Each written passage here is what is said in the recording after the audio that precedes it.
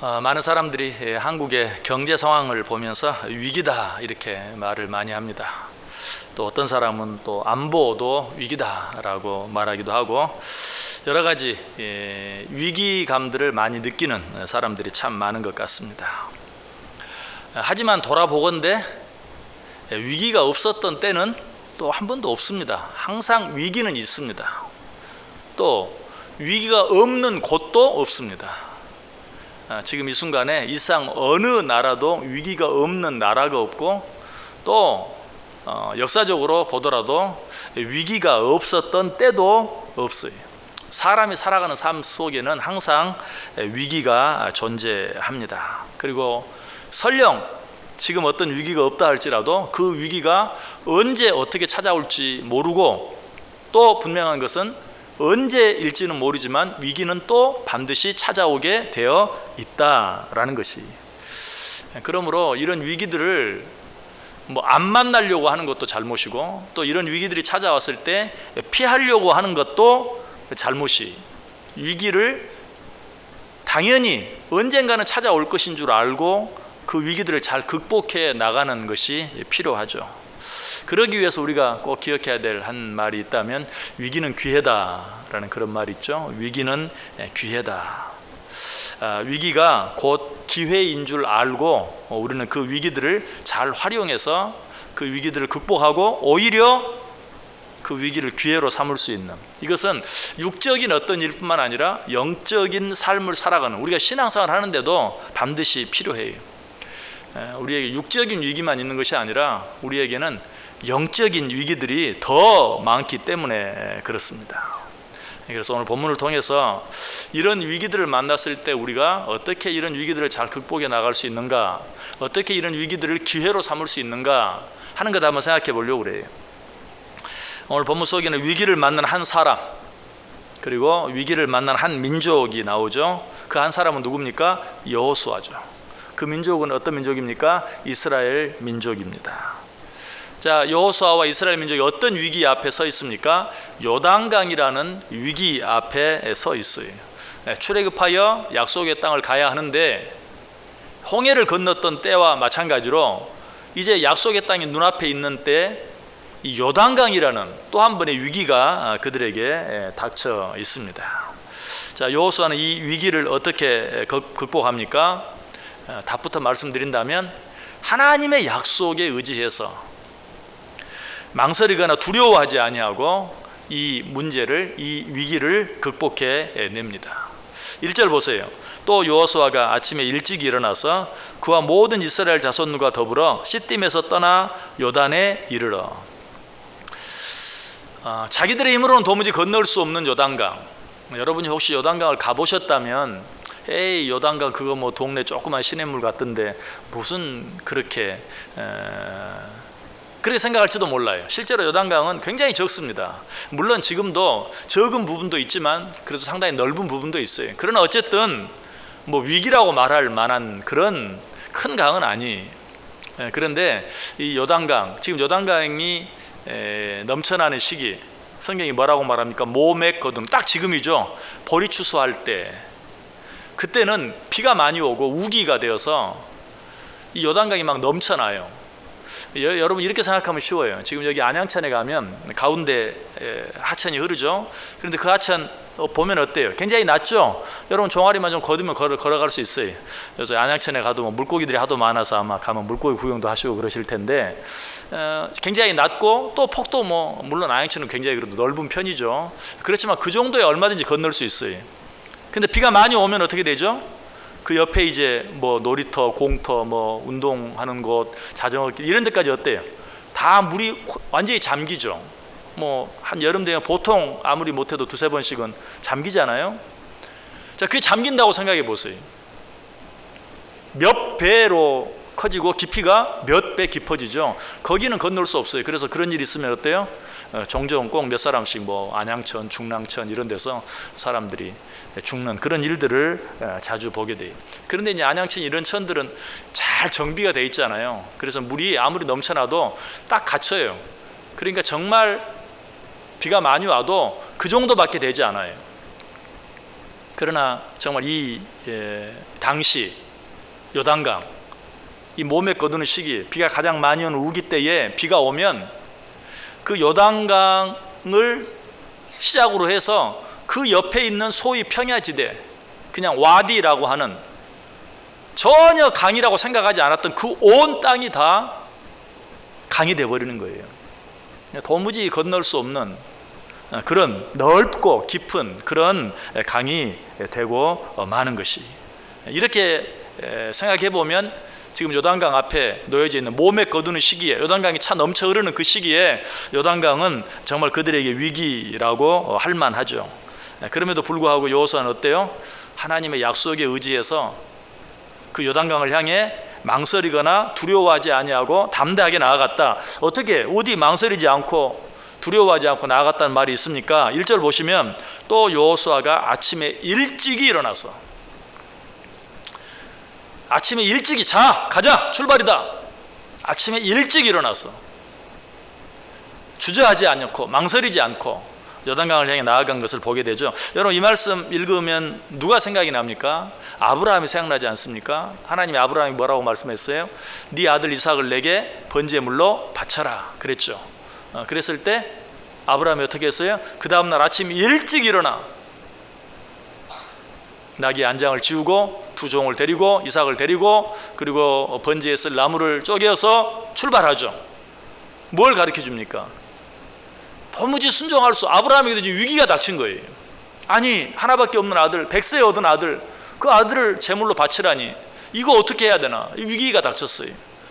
그런 아브라함도 어때? 그 위기 앞에서 망설이지 아니하고 아침 일찍 일어나서 하나님이 지시하신 땅 모리아 산을 향해서 나아가는 것을 보게 되죠. 또 한 사람 생각해 보면 탕자도 생각해 볼 수 있어요. 탕자도 위기를 만나죠. 어떤 위기? 아버지의 거 다 가지고 도시에 가서 허랑방탕하고 그 모든 재산 다 탕진하고 이제 먹을 것조차 없는, 굶어 죽게 될 그런 위기를 만나게 되죠. 그가 어떤 결심을 합니까? 아버지에게로 돌아가자라고 결심하고 곧바로 어떻게 해요? 누가복음 15장 20절에 보면 이에 일어나서 아버지께로 돌아가니라. 곧바로 그도 망설이지 않고 일어나서 아버지에게로 돌아갔죠. 그때 어때요? 문제가 해결됐잖아요. 망설이지 않고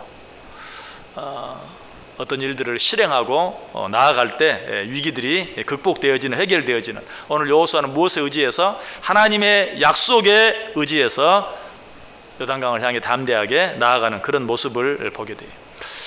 여러분, 어떤 문제나 어떤 어려운 일들 앞에서 꼭 기억해야 될 것은 망설이지 않고 어떤 일들을 하기로 결단했을 때 그 결단을 지금 시작하는 것이 굉장히 중요해요.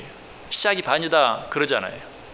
할 수 있을 것인가 없을 것인가 따지고 계산하고 이리 재고 저리 재고 하는 것이 아니라 결단한 그 일들을 즉시 실천에 옮기는 그런 일들이 참 중요해요. 우리가 왜 많은 위기들 앞에서 그 위기들을 잘 극복하지 못하고 오히려 그 위기 때문에 어려움을 당하고 손해가 나는가?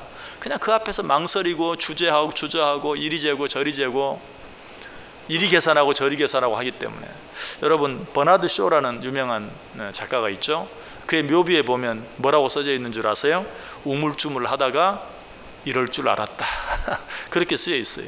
참 작가다운 묘비에 자기가 그렇게 쓰라고 했는지. 어쨌든 지난 주일날도 제가 말씀드렸어요. 우물쭈물하다가는 큰일 납니다. 정말 그래요. 우리에게 많은 위기들 앞에서, 문제들 앞에서, 일들 앞에서 우물쭈물하다 보면 우리에게 주어진 시간이 없어요. 여러분 속에 어떤 생각들이 있습니까? 생각하는 것으로만 끝내지 말고 그것들을 실천하기로 결심하고, 그리고 그 실천하기로 결심한 것들을 시작할 수 있는 그런 믿음이 필요하다. 오늘 여호수아가 그렇게 했다. 그는 하나님께서 자신에게 약속하신 일을 이루기 위해 출발하는 데 있어서 망설이지 않았어요. 주저하지 않았어요. 하나님이 약속하신 그 일들에 대해서 누구와 의논도 하지 않았어요. 아브라함도 마찬가지. 이삭을 바쳐라 라는 그 하나님의 명령을 순종하는 데 있어서 자기 아내와도 의논하지 않았어요. 그냥 아침 일찍 일어나서 하나님이 지시하신 곳을 향해 나아갔어요. 자기 자신과도 의논하지 않았어요. 자기 자신과 의논했다는 것은 뭐예요? 아까 말한 그거예요. 이리 재고 저리 재고 이리 계산하고 저리 계산하고 하는 것. 그렇게도 하지 않았어요. 아침 일찍 일어나서 하나님이 약속하신 그러한 일들을 믿고 나아가는 그러한 모습을 보게 돼요. 자, 그런데 우리가 이렇게 행하는 데 있어서 방해거리가 되는 일들이 참 많이 있죠. 뭐 방금 드린 말씀, 어떤 일들을 행하기로 결단하고 그리고 그 결단한 것들을 실천하는 것, 실천하되 지금 당장 실천하는 것, 이것이 중요하다는 것 너무나 잘 아는데, 그런 일들을 행하는데 방해가 되는 일이 있다면 어떤 일입니까? 주저하고 망설인다라는 것 비슷한 것인데, 뒤로 미루는, 자꾸 뒤로 미뤄요. 무엇이 옳은지 무엇을 해야 하는지 다 알아요. 여러분, 사실 어쩌면 저와 여러분은 뭘 해야 되는지 더 배울 필요가 없는지도 몰라요. 어떻게 해야 되는지도 더 배울 필요가 없는지도 몰라요. 무슨 말이냐면, 우리는 우리가 이미 알고 있는 것만 행해도 너무 많은 것들을 할 수 있어요. 그 문제는 뭐예요? 이미 알고 있는 그것, 해야 되는 줄 알고 있는 그것, 이렇게 해야 되는 것 알고 있는 그것을 행하지 않고 그 일을 행하는 것을 뒤로 미루고 있다는 것이죠. 이것은 사탄이 가장 잘 이용하는 무기라고 수십 번 말씀을 드렸어요. 사탄은 절대 우리에게 우리가 지금 알고 있는 것, 마땅히 그리스도인으로서 해야 될 일들을 하지 말라고 말하지 않아요. 왜? 당연히 그 일을 해야 된다는 것을 우리가 너무 잘 알고 있다는 것을 사탄이 더 잘 알아요. 그래서 사탄은 하지 말라고 말하지 않습니다. 뭐라고 말한다고요? 나중에 해. 지금은 바쁘잖아. 또 지금은 좀 네가 어렵잖아. 하나님도 이해하실 거야. 하나님은 사랑의 하나님 아니냐 하면서 우리를 자꾸 망설이게 하고 우물쭈물하게 만들고 뒤로 미루게 만드는 그런 작전을 써요. 이것이 사탄의 방법이. 우리가 이것에만 지지 않는다면 우리는 우리의 시간을 낭비하지 아니하고 하나님께서 원하시는 일들, 또 이미 내가 알고 있는 그런 일들을 행하며 살아갈 수 있어요. 제가 전에 말씀드렸죠. 하나님께서는 나중에 우리를 심판하실 때 네가 얼마나 많은 일들을 행했느냐, 또 네가 얼마나 어떤 일들을 잘 했느냐, 이런 것들도 보시겠지만 그것보다 더 중요하게 생각하는 것, 그것이 뭐라고 했는지 여러분 기억하십니까?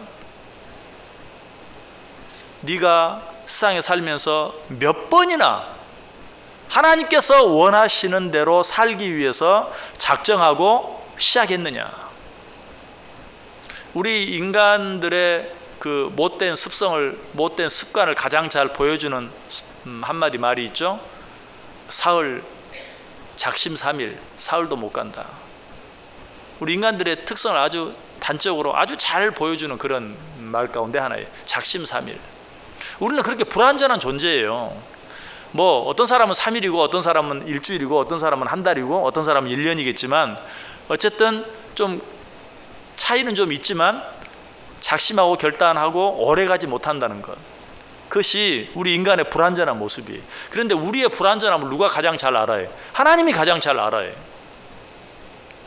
하나님께서는 우리를 창조하셔서 우리의 약한 부분들을 너무 잘 알아요. 하나님이 뭐라고 말해요? 내가 너희의 체질을 안다. 하나님이 아시는 체질 가운데 하나가 뭐예요? 작심삼일 하기를 잘하는 인간. 하나님이 잘 알아요. 그렇기 때문에 우리가 어떤 일을 시작하고 그 일을 뭐 석 달, 열흘, 1년, 3년, 5년, 10년 계속하지 못했다고 아마 책망하지 않으실 것 같아요, 제 생각에. 그런데 뭘 책망하실까? 작심삼일 했어요. 시작하려고 작정했는데 그야말로 사흘밖에 못했어요. 그리고 나서 또 시작하면 되는데 포기하고 주저앉아버려 있는 그런 우리의 모습을 책망할 거예요. 비록 3일밖에 가지 못했다 할지라도 다시 한번 해야지. 또 시작하고 또 시작하고. 그래서 저는 이렇게 믿어요. 하나님이 우리를 보실 때, 우리를 심판하실 때, 우리를 판단하실 때 네가 이 세상에 살면서 몇 번이나 새롭게 다짐하고 새롭게 시작했느냐. 우리가 작심삼일이면 사흘마다 한 번씩 시작하면 돼요. 한 번 시작하고 사흘하고 또 사흘 뒤에 또 시작하고, 설령 사흘 만에 시작은 못한다 할지라도 사흘 하다가 포기했으면 조금 주저앉았다가 일주일 만이라도 다시 한번 시작하면 돼요. 또 시작했는데 또 사흘밖에 못 가요. 또 일주일 뒤에 또 시작하고 또 시작하고. 저는 그런 삶을 우리가 살 수만 있다면 하나님께서 우리에게 칭찬해 주실 것이, 내가 너의 약함을 안다. 너희가 얼마나 불완전한 존재인지, 너희들의 그 악함과 너희들의 게으름도 내가 안다. 그럼에도 불구하고 내가 너에게 어떤 방법으로든지 도전하고 또 말해 주었을 때 그때마다 네가 다시 시작하려고 애쓴 것을 내가 안다. 그렇게 하기만 하면 하나님께서 틀림없이 우리에게 칭찬해 주실 거예요. 저는 제가 내 주제를 알기 때문에 이렇게 말씀드리는 거예요. 한번 시작했다 하면 적어도 1년은 해야 하나님이 칭찬해 주신다 하면 칭찬 받을 사람이 별로 없어요. 사흘밖에 못 간다 할지라도 또 일어나서 또 시작하고 또 일어나서 또 시작하고 하기만 하면 하나님이 칭찬해 주실 것이다. 그래서 우리의 가장 좋은, 우리 인생을 가장 잘 살 수 있는, 가장 쉽게 살 수 있는 가장 좋은 방법이 있다면 날마다 시작하는 거예요. 여러분, 사실 굉장히 힘든 일도 하루는 할 수 있죠. 웬만큼 힘든 일도 하루 그까짓 거 못 하겠어요? 하루는 할 수 있어요. 그런 마음으로 사는 게 중요해요. 너무 길게 생각하지 마세요. 오늘 하루 내가 하나님을 기쁘시게 해드리겠다. 그런 다짐과 결단과 시작을 매일매일 해나가는, 하나님 오늘 하루만 나와 함께 해주세요. 아니, 하나님 내가 오늘 하루만 하나님과 함께 하겠습니다. 그렇게 매일매일 해나가면 사실 내 믿음이 약하고 부족하고 연약해도 하루 하나님의 뜻대로 살지 못할 사람이 어디 있어요? 매일매일 시작하고 매일매일 결단하는 것이 정말 우리에게 필요한 것이다. 또 너무나도 부족하고 약한 우리들이 하나님의 뜻대로 살아갈 수 있는, 우리의 삶 전체를 하나님의 뜻대로 살아갈 수 있는 가장 쉬우면서도 그러면서도 가장 효과적인 그런 방법 가운데 하나이다. 자, 또 한 가지, 우리가 어떤 일들을 작정하고 시작하는데, 우리 앞에 놓여진 어떤 문제를 해결하고 어떤 일을 해 나가는데 방해거리가 있다면 그것은 무엇인가 아무것도 포기하지 않고 새로운 걸 시작하려고 하는 것이. 여러분, 뭔가 새로운 걸 하려고 하면 뭔가를 버려야 돼요. 뭔가 새로운 선택을 하려고 하고 뭔가 새로운 것을 얻으려고 하고 뭔가 새로운 것을 취하려고 하면 뭔가 하나를 버릴 줄 알아야 돼요. 포기할 줄 알아야 돼요. 그러지 아니하면 우리는 결코 새로운 시작을 할 수가 없어요. 내가 마음에 다짐하고 작정한 것을 이룰 수가 없어요. 왜? 역시 하나님께서 또 우리에게 말씀해 주신 우리의 특징 한 가지가 있죠. 너희는 절대 두 주인을 섬길 수 없다. 뭔가 한 가지 새로운 것을 하기를 원하면 뭔가 한 가지 버려야 돼요. 사실 우리가 영적인, 하나님께서 기뻐하시는 어떤 일들을 하려고 하고 실천하려고 하면 하나님께서 원하지 않는 어떤 일, 세상적인 일, 육신적인 일, 어떤 한 가지를 내려놔야 돼요. 그러지 않고는 절대로 하나님이 원하시고 기뻐하시는 그런 일들을 행할 수 없는 것이.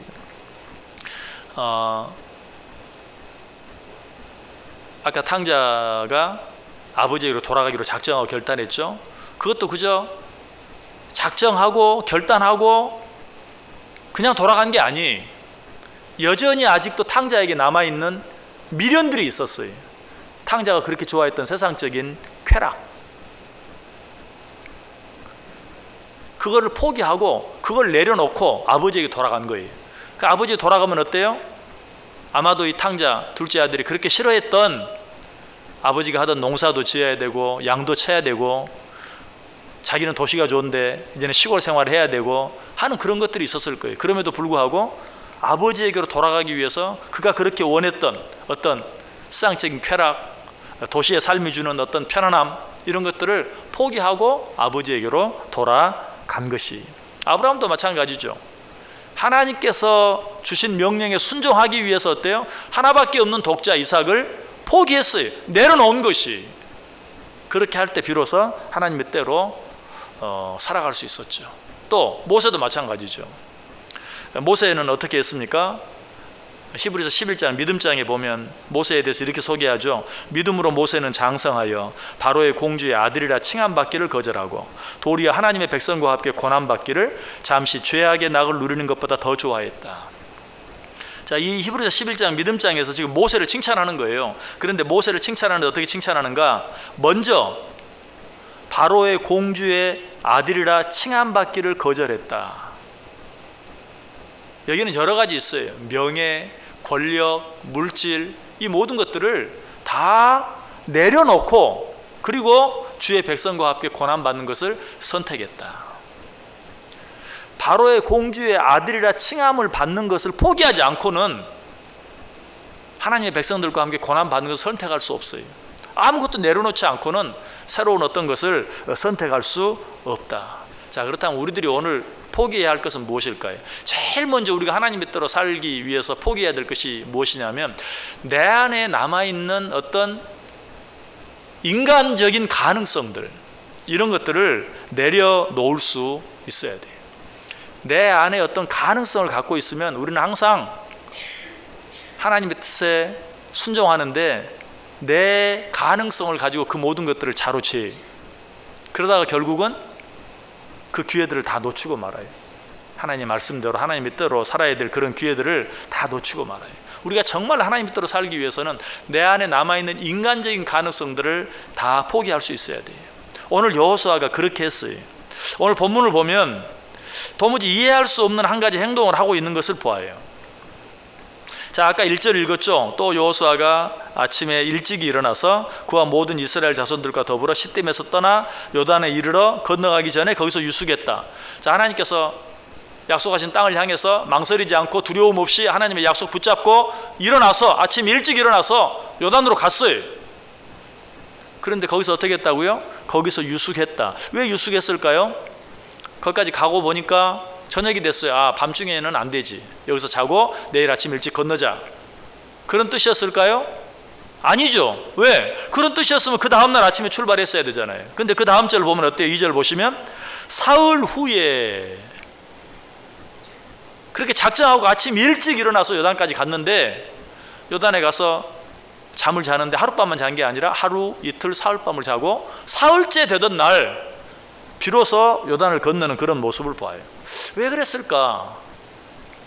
그 사흘 동안 뭘 했는지 아무것도 나와 있지 않아요. 자, 여러분 같으면 막 차고 넘치는 요단강을 앞에 두고 그 앞에 장막을 치고 사흘 동안 머물러 있다면 여러분 무슨 생각하겠어요? 어떻게 저 요단강을 건너지?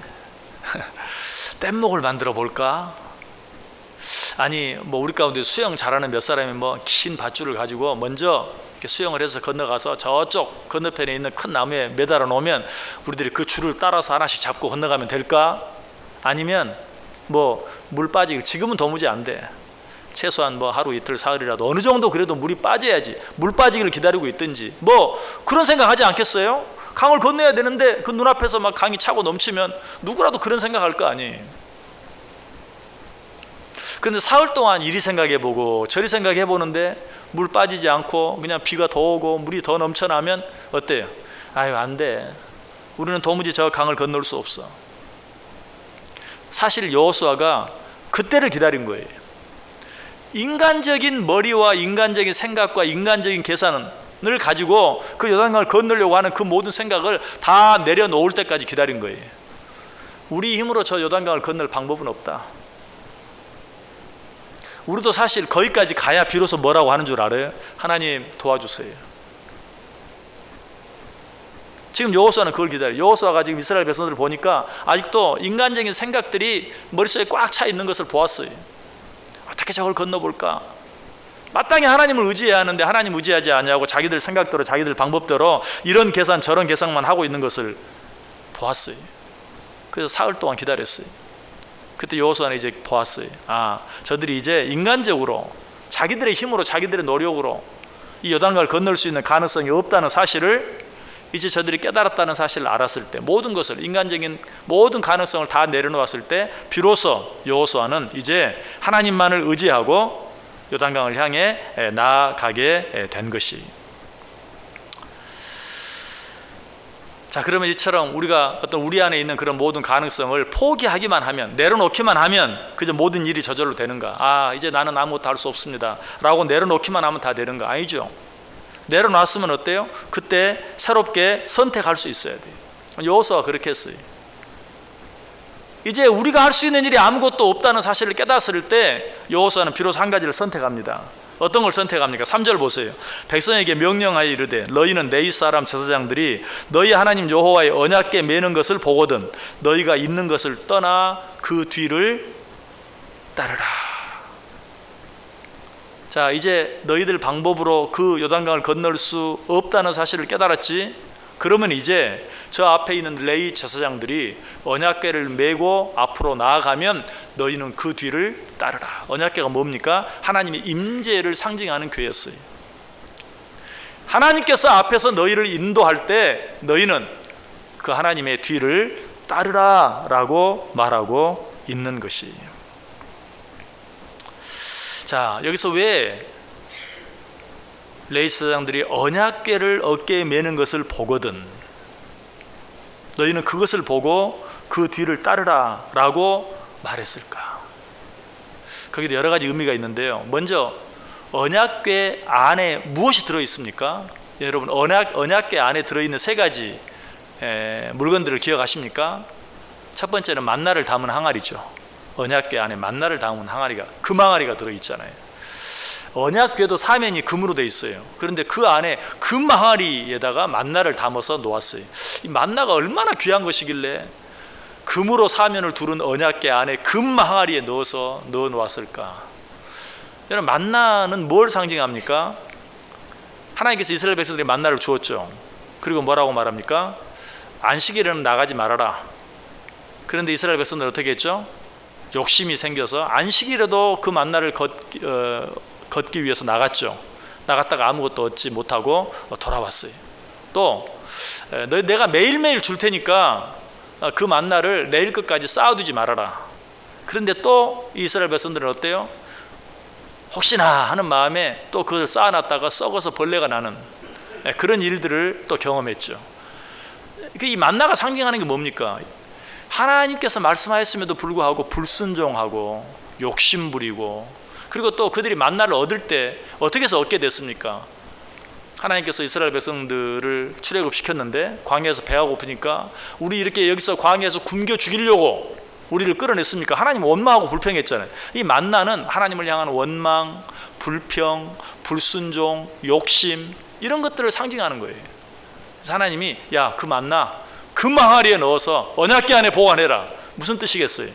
너희들이 얼마나 원망하고 불평하기를 잘했는지, 얼마나 불순종하고 얼마나 욕심을 부렸는지 저 만나를 볼 때마다 생각하라.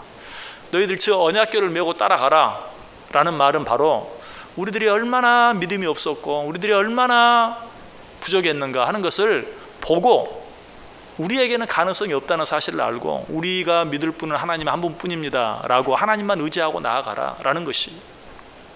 또 그 언약궤 안에 또 두 번째 있는 것은 무엇입니까? 아론의 쌍난 지팡이. 아론의 쌍난 지팡이는 또 어떻게 생기게 되었죠? 하나님께서 아론을 이스라엘의 지도자로 세웠죠. 그러니까 다른 지파들이 왜 아론만 지도자가 되느냐, 우리도 할 수 있다. 그렇다가 지진으로 또 큰 불이 나와서 많은 사람들이 죽게 되죠. 그때 하나님께서 아론에게 모세에게 한 가지 명령을 하죠. 12지파에게서 지팡이 하나씩을 가져오고 거기에 지파들 이름을 쓰고 언약궤 앞에 두어라.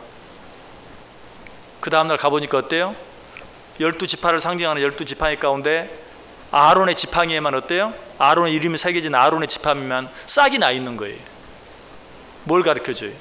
아론을 하나님이 선택했고 하나님이 아론을 지도자로 세웠다라는 것을 보여주는 것이죠. 결국 아론의 지팡이도 뭐예요? 하나님의 권위에 도전하는 그 이스라엘 백성들. 왜 아론만 지도자가 되고 나는 안 되느냐? 왜 아론 지파만 되고 우리 지파는 안 되느냐? 인간의 교만. 그것도 언약궤 안에 넣어라. 너희는 저걸 볼 때마다 너희들이 얼마나 교만하고 너희들이 얼마나 하나님께 도전했는지 그것을 기억해라. 지금 여호수아는 뭐라고 하면 그 언약궤를 바라보고 따라가라. 그래, 우리가 그렇게 교만했었지. 이제는 그렇게 하지 말자. 우리 하나님의 약속 붙잡고 하나님만 의지하고 따라가자 라는 것이. 자, 또 한 가지 언약궤 안에 들어있었던 게 있죠. 그건 뭡니까? 깨어진 두 돌판. 사실은 깨어진 두 돌판이 아니고 처음 모세가 시내산에 올라가서 하나님께 받았던 두 돌판 가지고 내려왔던 이스라엘 백성들이 뭐하고 있었어요? 금송아지 만들어 놓고 절하고 있었잖아요. 그러니까 돌판을 던져버렸죠. 깨져버렸죠. 그때 하나님 뭐라고 말해요? 다시 두 돌판을 만들어 가지고 내게 와라. 그렇게 했을 때 하나님이 다시 첫 번째 주었던 돌판은 깨져버렸으니까 다시 똑같은 걸 써주었죠. 그 다시 써준 돌판을 그 언약궤 안에 넣어라. 그건 뭘 말하겠어요? 아니, 모세가 하나님의 약속 받는다고 시내산에 올라갔는데 40일밖에 지나지 않았는데 그걸 기다리지 못해서 이제 모세는 끝났다. 이제 우리를 인도하고 우리를 지켜줄 신을 우리가 만들자. 금반지도 깨고 귀걸이도 빼고 다 빼고 가져와라. 그걸로 금송아지 만들어. 이제부터는 이것이 우리 신이다. 우리들은 눈에 보이는 것, 보이지 않는 것보다는 눈에 보이는 것을 너무 좋아해요. 하나님을 믿는다고 하면서도 눈에 보이지 않으면 불안해하고 두려워해요. 그리고 하나님을 믿는다고 하면서도 오래 기다리지 못해요. 너무 조급해요. 그 언약궤 안에 들어있는 그 두 돌판은 우리 인간의 그 눈에 보이지 않으면 믿지 못하고 불안해하는 우리의 부족함 뿐만 아니라 오래 기다리지 못하는 그 인간의 조급함, 이런 것들을 보여줘요. 그래서 저 언약궤를 보고 따라가라 라는 말은 저 언약궤 안에 들어있는 만나를 보고 아론의 쌍난 지팡이를 보고 다시 써준 두 돌판을 보고 너희들이 얼마나 형편없었는가를 깨닫고 우리는 안 됩니다. 하나님께서 우리와 함께 해주셔야 됩니다. 하나님이 인도해 주셔야 됩니다. 하나님께 맡깁니다 하는 마음으로 따라가라 라고 말하고 있는 것이. 자, 이제 이 언약궤를 보고 그 뒤를 따르라 라는 의미를 생각하면서 너무 부정적인 의미만 생각했죠. 그러나 이 만나와 아론의 쌍난 지팡이와 돌판 같은 것들은 긍정적인 의미도 있어요. 자, 만나는 어때요? 죽을 수밖에 없는 이스라엘 백성들을 살려준 귀한 음식이잖아요. 그렇죠? 광야에서 굶어 죽을 수밖에 없는데 하나님이 그들을 먹이시기 위해서 만나를 하늘에서 내려주셨어요. 그 만나 속에는 하나님의 사랑이 들어있어요. 또 아론의 쌍난 지팡이 생각해 보세요. 아니, 나무를 다 깎아가지고 지팡이로 만들어놨는데 그 지팡이에서 갑자기 순이 나고 꽃이 피고 싹이 나면 어때요? 살아계신 하나님의 능력, 정말 없는 생명을 부여할 수 있는 능력을 가지신 하나님의 능력이 거기에 담겨져 있는 것이. 이처럼 그런 것들은 부정적인 의미, 우리 인간의 고집과 불순종과 교만과 이런 것들만 보여주는 것이 아니라 반대로 그럼에도 불구하고 우리를 변함없이 사랑하시는 하나님의 그 사랑, 어떤 일들 가운데서도 우리를 도우실 수 있는 하나님의 능력, 이런 것들을 보여주고 있어요. 그래서 여호수아는 너희는 지금 그것을 바라보고 너희 자신을 바라보지 말고 그 언약궤 안에 있는 만나와 쌍난 지팡이와 두 돌판을 보고 우리의 가능성 없음을 인정하고 오직 하나님만 의지하고 따라가라. 뿐만 아니라 그것들 속에 담겨있는 하나님의 사랑과 하나님의 능력을 바라보고 그것들을 의지하고 따라가라. 그리하면 너희 힘으로 도무지 건널 수 없는 저 요단강을 건너게 될 것이다. 여러분, 어떻게 신앙생활 하려고 하세요? 아직도 다른 사람은 몰라도 그래도 나는 할 수 있어 하는 그런 마음 가지고 신앙생활 합니까? 절대로 신앙생활 잘 할 수 없어요. 나는 할 수 없습니다. 하나님의 사랑이 아니면, 하나님의 능력이 아니면 나는 도무지 할 수 없습니다 라는 사실을 인정하고 오직 그 하나님의 언약궤, 하나님의 말씀, 하나님의 언약, 그것만 붙잡고 따라가지 아니하면 우리 앞에 무슨 큰 위기 말고 지극히 작은 돌멩이 하나에도 우리는 걸려 넘어질 수밖에 없어요. 그러나 전적으로 하나님의 사랑과 하나님의 능력에 의지해서 나아가면 요단강이라 할지라도 우리는 기적같이 능히 건너갈 수 있게 되는 것이. 한 가지만 더 생각해보고 말씀 마칩니다. 자, 너희는 저 언약궤를 따라가라. 그러면서 한 가지 더 부탁하죠. 4절 보세요. 그러나 너희와 그 사이 거리가 2000규빗쯤 되게 하고 그것에 가까이 하지는 말라. 그리하면 너희가 행할 길을 알리니 너희가 이전에 이 길을 지나보지 못하였음이니라 하니라. 2000규빗, 한 규빗이 50cm거든요. 그러니까 10규빗이면 5m, 100규빗이면 50m, 1000규빗이면 500m, 2000규빗이면 한 1km 정도. 너희는 그 언약궤와의 거리를 1km 유지해라. 이것도 아주 재밌어요. 왜 그랬을까? 오히려 생각하면 너희는 저 언약궤를 바짝 쫓아가라. 이래야 말이 맞는 것 같은데 그러지 말고 저 언약궤와 2000 규빗을 유지하고 따라가라. 이게 뭘 의미하는 줄 아세요? 아무리 급하고 어려운 일이 생겨도 절대 저 언약궤 앞으로 나아가지는 말아라. 다른 말로 하면 하나님보다 앞서지는 말아라. 또 다른 말로 하면 하나님의 말씀보다 앞서지는 말아라. 여러분, 앞에 언약궤가 가고 뒤에 따라가라고 그랬는데 그래서 요단강으로 들어갔는데 갑자기 어때요? 뭐 큰 물살이 한번 닥쳐온다든지, 홍해를 건널 때처럼 애국 군대가 뒤에서 갑자기 쫓아온다든지 그러면 어떨까요? 갑자기 막 다른 박질을 쳐서 언약궤보다 앞질러 갈 수 있겠어요, 없겠어요? 있겠죠? 너희는 아무리 다급해도 언약궤보다 앞서지는 말아라. 언약궤가 뭘 상징해? 하나님의 임재, 하나님의 말씀, 하나님의 약속. 아무리 다급해도 아무리 어려워도 절대 언약궤보다 앞서지는 말아라. 그런 의미에서 2000 규빗쯤 뒤쫓아가라. 1km를 추월하려면 시간이 한참 걸려요. 절대로 그러지 말고, 어떤 일이 있어도 하나님보다 앞서가지 말고, 어떤 일이 있어도 하나님의 말씀보다 앞서지 말고, 어떤 일이 있어도 하나님의 말씀 무시하지 말고 오직 그 말씀에 순종하고 그 말씀 뒤 따라가기만 하라. 그리하면 요단강을 건너게 될 것이요 약속의 땅에 이르게 될 것이다.